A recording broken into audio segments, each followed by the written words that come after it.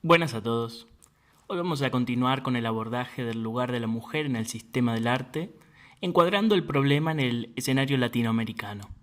Para eso, vamos a analizar la parte 1 del libro Escribir las imágenes de Andrea Giunta, titulada Artistas Mujeres.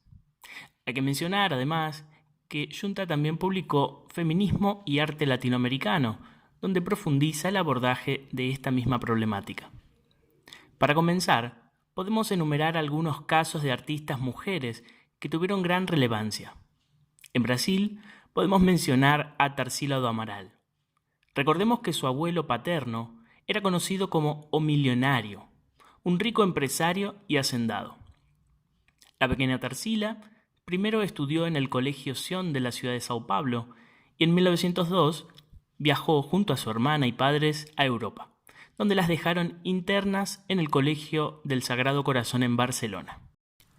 Volvió a Brasil, pero regresa a Europa en 1920, donde integra los círculos más avanzados del arte parisino. Forma una colección de arte moderno y la traslada a Sao Paulo para exhibirla junto a su producción. Entre 1926 y 1930 estuvo casada con Oswald de Andrade, un escritor brasileño, figura fundamental del modernismo literario que inauguró el movimiento antropofágico. Giunta sostiene que en este caso pesa su posición de clase y la formación académica a la que tiene acceso. En este sentido, Tarsila do Amaral actuó más como artista moderna que como artista mujer. Otro caso emblemático es el de Frida Kahlo. Recordemos que en 1922 ingresó a la Escuela Nacional Preparatoria de Ciudad de México, una prestigiosa institución educativa que recientemente había comenzado a admitir estudiantes de sexo femenino. Eran solo 35 mujeres de un total de 2.000 alumnos. Es aquí donde conoce a futuros intelectuales y artistas mexicanos, a través de los cuales, años más tarde, comienza a frecuentar ambientes políticos, artísticos e intelectuales. Aquí conoce a Diego Rivera, con quien se casa en 1929 e ingresa a los círculos más destacados de la vanguardia de su época. Giunta afirma que su inserción social influyó sobremanera en la actuación, en las formaciones artísticas modernas y el lenguaje con el que aborda episodios de su biografía. En ambos casos, hay una cuestión de acceso a partir de una situación de privilegio, de clase, pero uno de los puntos que se pueden destacar es que ambas se alejan del imaginario tierno o delicado que se suponía para la figura femenina, y son un precedente importante para la época. El cambio más radical se va a dar durante la década de 1960, con la segunda ola del feminismo, en la que la búsqueda por la liberación de la mujer va a recorrer caminos diferentes. El primer caso que presenta Giunta es el de Ana Mendieta, una artista cubana que en 1961, cuando tenía apenas 12 años, viaja a Estados Unidos como refugiada a través del operativo Peter Pan. Estudió Bellas Artes en la Universidad de Iowa, recibiéndose en 1968 y terminando una maestría en 1972. Ese mismo año se incorporó a un programa especial de la universidad llamado Intermedia, uno de los primeros programas interdisciplinares de arte de Norteamérica. En abril de 1973 presentó Escena de violación. Se trata de una performance en la que protagoniza una escena de violación falsa, en la que destrozó el interior de su departamento y ató su propio cuerpo, que actúa como sujeto y objeto sobre una mesa. La acción poseía un carácter más teatral que las anteriores intervenciones del artista. Estaba basada en el caso real de una estudiante de la Universidad de Iowa que había sido violada ese mismo año. Un pequeño grupo de amigos muy cercanos fueron invitados a comer a su departamento en el campus de Iowa y al llegar se encontraron con la puerta del departamento semiabierta, dejando entrever, en el interior, el cuerpo de Mendieta desparramado sobre una mesa, atado de pies y manos, desnudo de la cintura hacia abajo y con las piernas manchadas con sangre. Mendieta plantea el cuerpo como territorio del goce del otro, algo que deja marcas en dicho territorio, siendo una duplicación entre el territorio del cuerpo y el territorio del paisaje. Se piensa a sí misma como un doble, dos caras de un mismo objeto. Su situación de latina y mujer exiliada provoca que su trabajo tienda a radicalizar esas experiencias de diferencia. Violenta su cuerpo, volviéndolo un espacio de experimentación, de exposición y de visualización. Un texto, un lugar donde los conflictos pueden ser leídos por los otros y por ella misma. A este abordaje lo denominamos body art. Utiliza la sangre como elemento simbólico en diversas videoperformances y diversos materiales vinculados a la belleza femenina, como el maquillaje, las medias de nylon, las pelucas, pero para operar de manera opuesta. En ocasiones, utiliza elementos como vidrios para deformar su propio cuerpo. Incluso en una ocasión, le propone a un amigo apropiarse de su vello facial a través de un trasplante. La serie de siluetas suelen enmarcarse dentro del panorama del land art, en el que Mendieta introduce un exceso de realidad, su propio cuerpo, la sangre, el sacrificio de animales, que le permite cuestionar la frialdad de las tendencias como el minimalismo y el conceptualismo. En sus obras hay un predominio de lo precario y lo íntimo. En lugar de celebrar la monumentalidad del paisaje americano, inscribió el contorno de su cuerpo en espacios de los que solo podemos determinar que se tratan de la ladera de una caverna, un campo de pasto o el borde de algún río. Afirma Mendieta: he mantenido un diálogo entre el paisaje y el cuerpo femenino basado en mi propia silueta. Creo que esto ha sido un resultado directo de mi alejamiento forzoso de mi patria, Cuba, durante mi adolescencia. Me desborda la sensación de haber sido separada del vientre materno, la naturaleza. Mi arte es la forma de restablecer los vínculos que me unen al universo. Es una vuelta a la fuente materna. Mediante mis esculturas, Earth Body, me uno completamente a la tierra, en una fuerza femenina omnipresente. La imagen que permanece tras haber estado rodeada por el vientre materno es una manifestación de mi sed de ser. En esta serie existe un interés por la fusión de cuerpo y naturaleza que comparte con las corrientes feministas de los 70, con matrices religiosas, estéticas y simbólicas de civilizaciones antiguas leídas como alternativas a los valores dominantes en la sociedad capitalista norteamericana. Recordemos que las propuestas se afirman en la oposición al mercado del arte e intentan invalidar la idea de obra como mercancía. A través de su producción, construye un discurso crítico de tres cuestiones: su condición de mujer, de latina y de cubana. Andrea Yunta sostiene que la lectura que se hizo de sus acciones como resultado de su biografía traumática, el exilio, el desarraigo, la discriminación, es limitado y un poderoso desactivante de su dispositivo político. El cruce entre performance y objeto lo podemos vincular con la obra de una gran artista mujer de la escena local, Marta Minujín. Durante su estadía en París en 1963, Minujín decide destruir toda la obra producida durante los últimos 2 años y convoca a un grupo de artistas de su círculo parisino para que intervengan sus trabajos. En un baldío cerca de su taller, los artistas realizan su tarea. Luego, un hombre vestido de verdugo rompe todo con un hacha, mientras Minujín suelta pájaros y conejos, para finalmente rociar los restos de sus obras con nafta y prenderlos fuego. Otra pieza emblemática será la Menezunda, realizada en 1965, que consiste en una ambientación, recorrido, happening, realizada por Marta Minujín y Rubén Santantonin, en el Instituto Di Tella, con la colaboración de Pablo Suárez, Leopoldo Mahler, David Lamelas, Rodolfo Prayón y Floreal Amor. El título deriva del lunfardo y significa lío, desorden, mezcla. Básicamente se propone al espectador un tránsito por diferentes escenarios y situaciones. El espectador ingresa a través de una cortina con forma humana y un corredor de luces de neón. Sube una escalera donde se encuentra con su propia imagen reproducida en un monitor mediante un circuito cerrado de televisión. Atraviesa un dormitorio con una pareja en la cama. Ingresa a una cabeza enorme en cuyo interior lo atiende una mujer que ofrece masajes y maquillaje. Pasa a una habitación giratoria y luego a una de paredes blandas que se va estrechando, con olor a consultorio odontológico.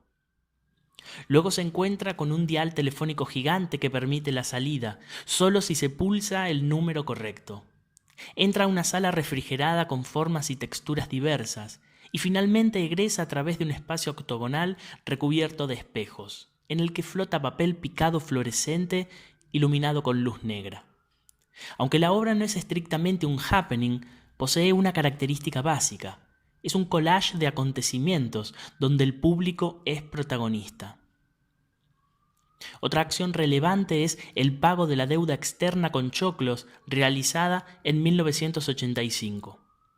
Tuvo como participantes a Minujín y a Andy Warhol y quedó registrada a la manera de fotoperformance realizada en The Factory, el estudio de arte que Warhol tenía en Nueva York. Dos exponentes del arte pop se juntaron para producir a nivel artístico y actuar simbólicamente. El choclo, considerado el oro americano, cancela la deuda real económica que Argentina tiene como otros países latinoamericanos. La idea despierta a la reflexión, retrotrae a la historia social, política y económica y a la realidad latinoamericana y argentina. Otra artista que reflexiona con el encuentro fortuito de realidades distantes que operan a través de la ironía, el humor o el contraste es Liliana Porter. En su producción subyace una profunda indagación sobre la imagen y la relación entre lo real y su representación, a partir de una dimensión conceptual que permanece entre bambalinas para abastecer nuevas relaciones de sentido. Sostiene la propia Liliana Porter: los temas recurrentes parten de reflexiones acerca de la representación, del concepto del tiempo y de ese espacio ambiguo entre lo que llamamos real y las imágenes.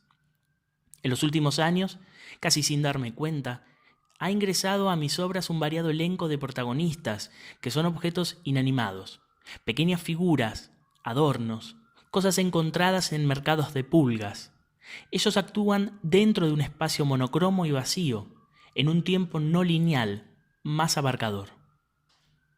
El hombre con el hacha y otras situaciones breves es una instalación que hizo en 2013 en el Malva y que en 2017 presentó en la Bienal de Venecia.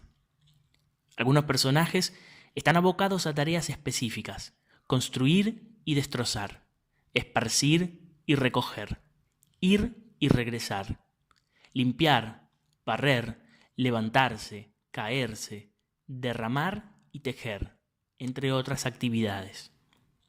En un extremo se encuentra el hombre diminuto con el hacha, un posible comienzo si se atiende al título, que le da al personaje un protagonismo paradójico, considerando sus escasos 5 centímetros. Es un tiempo más flexible y más incierto, en el que es posible destruir y a la vez componer, optar por una alternativa sin perder las otras, alumbrar a un hombre con un hacha y también a un jardinero que riega sus plantas en medio del desastre. Porter recurre a copias, objetos reproducidos en serie que han perdido el aura de la cosa única y por lo tanto, deslocalizados, están perdidos en la circulación anónima. Pero la instalación opera como el reverso de la reproducción y dota de un aura renovada lo que convoca. Extrae las copias del espacio abierto y las compone en un nuevo aquí y ahora, convirtiéndolas en nuevos originales. Otra artista argentina que utiliza objetos encontrados es Liliana Maresca, aunque prefería recogerlos de la basura para realizar una serie de ensambles entramando materiales diversos que daban cuenta de cierta marginalidad. En una entrevista de 1987, Maresca sostenía: el término marginal significa lo que está al borde de algo, y en nuestra sociedad Todos lo estamos un poco. Hombres y mujeres se marginan mutuamente. Los grandes marginan a los chicos y los políticos lo hacen por sectores. En el campo artístico ocurre exactamente lo mismo, en la medida en que te atenés o no a las normas establecidas. Desde el momento en que pensás de una manera distinta al resto de los artistas, te estás marginando. La instalación Imagen Pública, Altas Esferas, de 1993, consistía en ampliaciones del archivo fotográfico del diario Página 12, que tapizaban las paredes y techo de una sala del Centro Cultural Recoleta. En medio de esta se erigía un altar escalonado, en cuya cima una salivadera recibía el goteo incesante de un líquido negro como la tinta, mientras se dejaban oír manipuladas grabaciones de discursos que conformaban una escenografía sonora realizada por el músico Daniel Curto. La transformación del material es fundamental para otra muestra titulada Recolecta, una instalación en el Centro Cultural Recoleta que inauguró Liliana Maresca en 1990. La exposición presentaba 4 carritos de cartonero en diferentes escalas y materiales. Maresca decía ver la ciudad infestada de carritos de cartonero, aun cuando sus amigos aseguraban que eso todavía no era tan así. Pero la idea la obsesionaba y no iba a parar hasta darle forma. Conseguir el carrito no era tan fácil. En principio había que ir al albergue Warnes, ese edificio faraónico construido como hospital de niños en los años 50, que hacia 1990 se había convertido en una villa miseria de 9 pisos, donde se hacinaban más de 300 familias. Maresca ofreció comprarles 2 carros, pero se negaron. Luego le ofrecieron prestárselos si les pagaba la carga de basura. Ellos mismos lo llevaron al Centro Cultural Recoleta y ella lo instaló, con sus elementos y olores, al lado de otro carro blanco y otros 2 de oro y plata. El albergue Warnes, el símbolo del progreso trunco del país, y el carrito, su doloroso resultado, estaban condensados en una transformación alquímica que los sacaba del barro para volverlos oro. Recolecta sería un homenaje, una plegaria y una visión de lo inevitable. Un año después, el gobierno dinamitó el lugar y el cirujeo se desparramó por toda la ciudad. En la obra de Graciela Sacco también está presente esta construcción social de sentido. Utiliza sistemas de impresión, fotoserigrafía o heliografía sobre múltiples superficies, metal, vidrio, pan, pétalos, provocando que las imágenes parezcan surgir de los soportes que las contienen. La propuesta de Sacco se sustenta en una cadena de polaridades: las posibilidades del arte y las herramientas de la tecnología, el espacio privado y el espacio público, la unidad y el fragmento, lo material y lo intangible. La temática está dominada por las cuestiones sociales utilizando el recurso de la cita o referencia a la historia del arte y a la historia local rosarina. En este caso observamos Transporte Crítica, Venus Empaquetadas, una instalación de 1993, realizada con impresiones heliográficas sobre valijas envueltas en nylon. Nos presenta fragmentos de pieles texturadas y porosas para que leamos como si fueran mapas marcados por el tiempo. El soporte remite a la idea de serialidad y reiteración de la industria cultural, pero invirtiendo su carga simbólica, y el fragmento opera como desordenador de la totalidad. En 1994, luego de conocerse un informe de la crisis del sistema educativo, Sacco realiza una serie de intervenciones sobre el frente de 7 escuelas de la ciudad de Rosario. Luego realizaría la toma de un aula, interviniéndola con heliografías, y más tarde concluiría con una muestra de objetos blanqueados, cubiertos de impresiones y envueltos. Las primeras señalizaciones provocaron tal revuelo que no pudo realizar las siguientes etapas. En este caso, Sacco interviene en el espacio público como muchos artistas contemporáneos, buscando mayor incidencia dado que las imágenes artísticas han sido relegadas por los medios masivos como espacios dominantes de la opinión pública. El espacio público retorna en la Bienal de Sao Paulo de 1997, en la que presenta El incendio y las vísperas, una instalación conformada por imágenes fotográficas impresas sobre un conjunto de listones de madera, de características similares a los que se usan para portar banderas en las manifestaciones. Sacco utiliza la fragmentación para que el espectador articule visualmente la imagen de la multitud en la escena urbana. A través de sus trabajos intenta tensionar la realidad, y su producción siempre involucra los límites de la representación, no como borde entre dos territorios, sino como espacio de potencialidades. En la escena local contemporánea, una figura que vincula arte y feminismo es Ana Gallardo. Casa Rodante, de 2007, es una performance y video que da cuenta del proceso de construcción que va de la descomposición a la síntesis, haciendo de lo desechable, de lo que no encaja, algo posible de ser habitado y de entrar en circulación. En la foto se ve un registro de la acción realizada por Ana Gallardo, con la colaboración de otras personas, en las que circuló por las calles de la ciudad montada en una bicicleta, arrastrando un carrito que contenía un conjunto mobiliario, pertenencias que habían formado parte de su patrimonio afectivo y hábitat, que, por circunstancias personales, no contaban con un espacio físico de resguardo. Instrumental es una instalación del año 2000. La pieza consistía en más de 100 ramos de perejil atados con hilo de coser, ocupando toda la superficie de una pared disponible, junto con otros materiales como agujas de tejer o utensilios de cocina. Plantean una problemática acerca del aborto. Leopoldo Stoll sostiene que pensar en el perejil como material quirúrgico es un absurdo cruel, injusto, y no deja de ser una obviedad decir que puede matar, porque de hecho mata a más de 5.000 mujeres en América Latina por año. Está en la caja de posibilidades de un artista saber cómo amplificar sus preocupaciones, cómo volverlas un tema de debate, cómo darles visibilidad. La vinculación de las mujeres artistas con los problemas que atañen a su lugar dentro del sistema del arte y dentro de la sociedad en la que vivimos sigue siendo un potente cruce en el que podemos seguir pensando y transformando la realidad. Esto fue todo. Seguimos en próximos videos.